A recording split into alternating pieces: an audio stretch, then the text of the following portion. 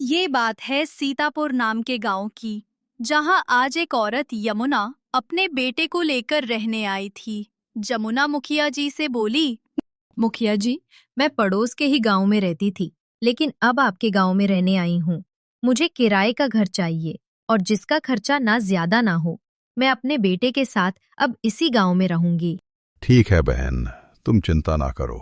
मैं तुम्हारे लिए किराए के घर की व्यवस्था करवा देता हूँ।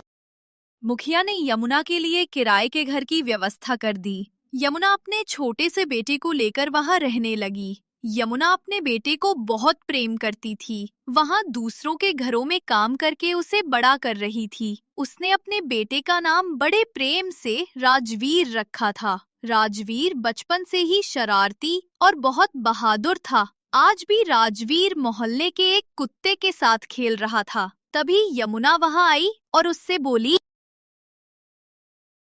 अरे अरे राजवीर, ये क्या? छोड़ो कुत्ते को। अगर उसने तुझे काट लिया तो? नहीं माँ, मुझे कुछ नहीं करेगा। तभी वह कुत्ता राजवीर को काट कर वहां से भाग जाता है। यमुना घबरा कर आगे बढ़ती है।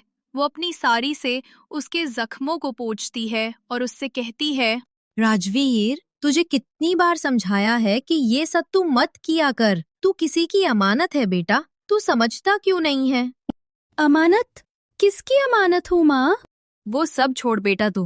वक्त आने पर तुझे सब कुछ पता चल जाएगा। अभी तू घर पर चल, मैं तेरे जख्म पर दवाई लगा देती हूँ। ओहो माँ, तुम भी इतना सा तो लगा है। इसी तरह यमुना राजवीर का बहुत ख्याल रखती थी। एक दिन यमुना राजवीर के साथ बाजार से वापस आ रही थी। तभी राजवीर ने देखा कि एक छोटा सा खरगोश एक पेड़ के नीचे बैठा है और उसके पैरों में चोट लगी थी।